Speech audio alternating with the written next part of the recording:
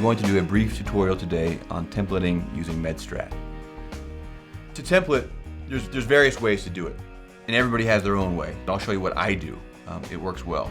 Now in my practice, we have about 7 total joint surgeons. I personally like to template. I template all my cases at least a week before, so I know what to expect. And briefly, here's what I do. First, I like to write down some basic demographic information. So I'm going to write down, this is a 68-year-old female. We're going to do a left total knee. I like to write her size and her weight, and that helps me understand about what size of implants I'm going to need to use. If someone is 6'4" and it has a tiny implant, something's clearly wrong there. So that's just some very basic info. I like to write their preoperative range of motion, so I know what to expect going in if I need to do certain releases. I write what anticoagulation we're going to use for them. And then if there's anything special about that patient that's going to change my plan, I'll write that too. For instance, this patient has an allergy to Lyrica, so I know to avoid to give that postoperatively. So I always write some demographic information. Some people don't want to do that, that's fine. Then I draw some basic lines on the image to allow me to know what I'm going to do with my instruments intraoperatively. The first line I like to draw is one in the intramedullary canal of the femur, and it exits out the distal end of the femur. This allows me to know the angle of the intramedullary drill I'm going to use. Depending on where that exits the femur, I know if I need to start medial or laterally. Because if that drill is put in the wrong place, that will throw your femoral distal cut off. If there's a severe deformity, say in the tibia or bone loss, and I want to know how much resection I'm going to expect, I'll often draw, there's a Cobb angle tool here, and you can draw a line, 90-degree line in the tibia to allow you to know your level of resection. That can be very helpful in cases of bad deformity. If there's not a bad deformity, I won't draw that line. So then in templating for sizes, there's some really key elements in digital templating that you don't have in the traditional templating with acetates. So first, we can change the size. We can move it all around. The image can be moved around.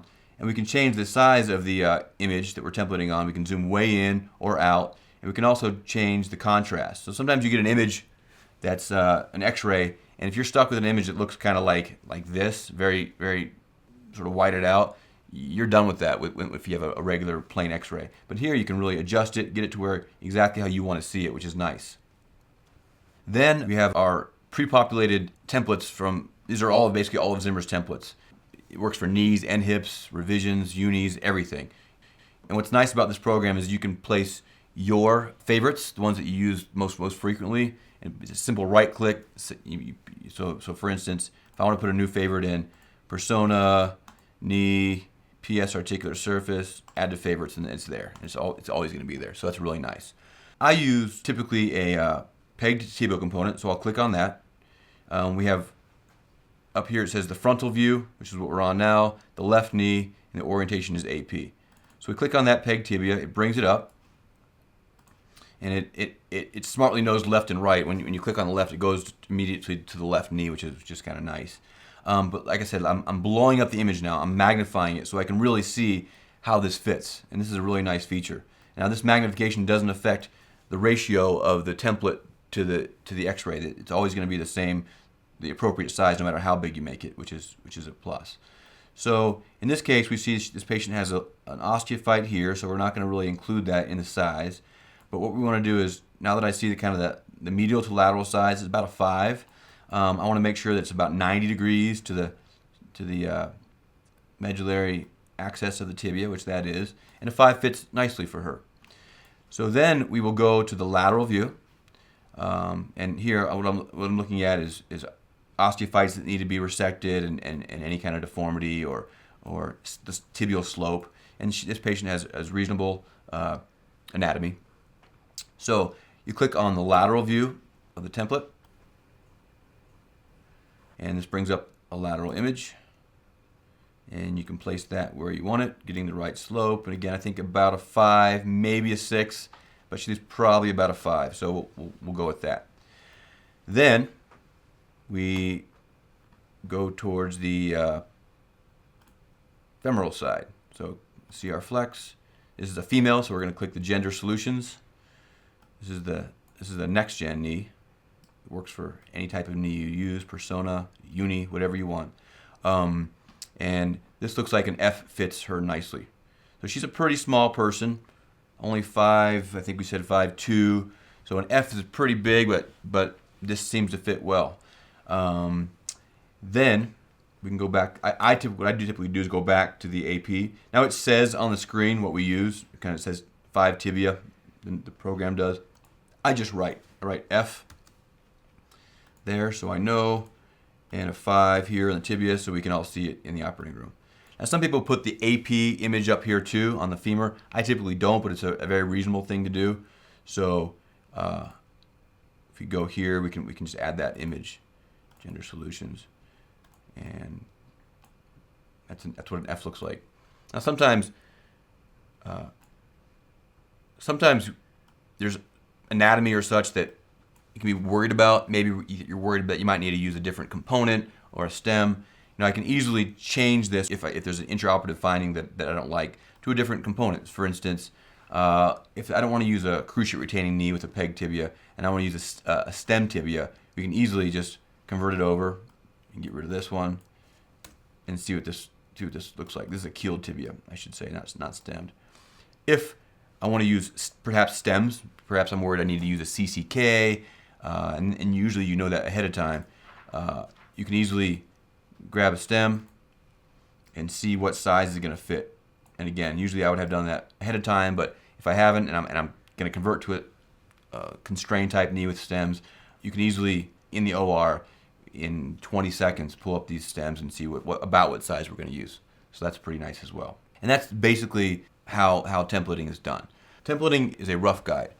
No template is going to always be perfect. We're not actually shooting for a perfect size every time. While that would be nice, it's not really possible. And the reason why has nothing to do with the software or the templates. It mostly has to do with the way the X-ray is taken.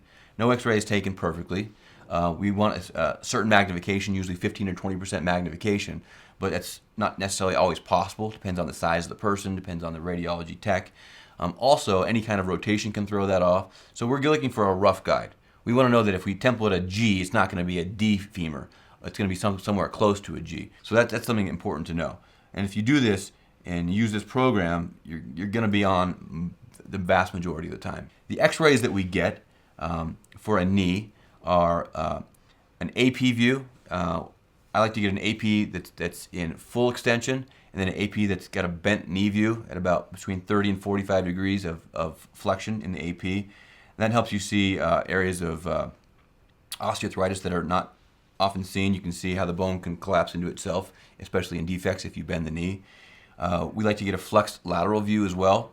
And then we get a patellofemoral view, which can be helpful.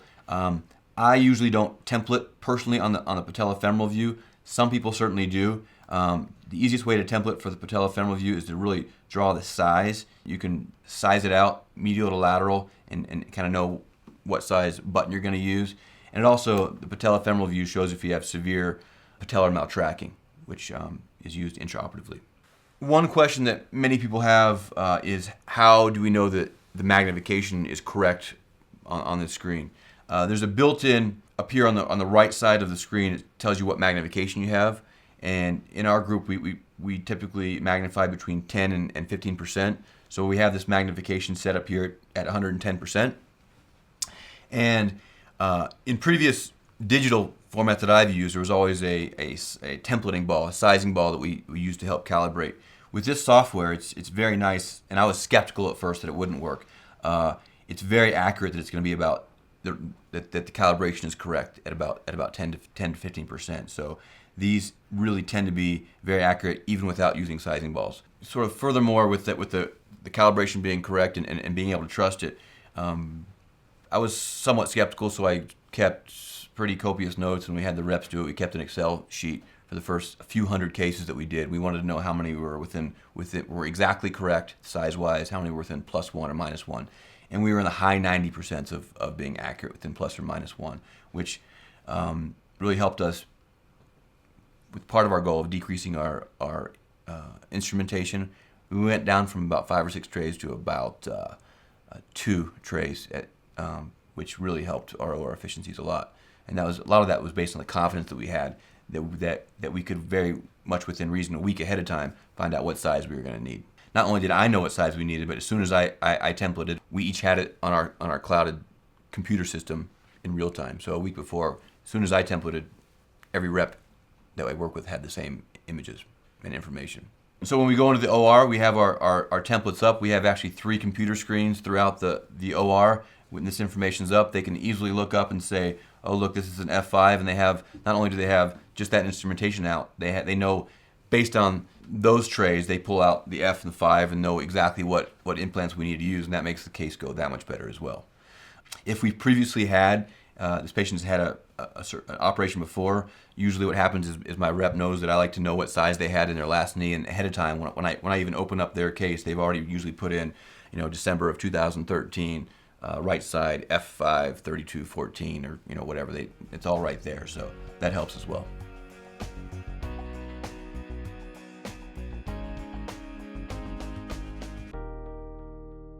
We templated to an F5, and that's actually what we got intraoperatively. So now we're going to look at the post-operative films, and we see we have, according to our plan, it really fits as we expected it to. We have an F5, the alignment we're happy with, the AP view, and there's the patellofemoral view and the lateral view. So on the AP and lateral views and patellofemoral views, the size was exactly what we expected them to be on the templates. Again, I wouldn't be surprised if it was a half a size up or down, no big deal. But in this case, it was exactly correct, and it really goes to show that with appropriate preoperative templating, trusting your system, your templating system, such as MedStrat, you can really get a good preoperative plan. It leads to good intraoperative results and good postoperative results. So it works well, it works efficiently, it's convenient, and it's really cost savings.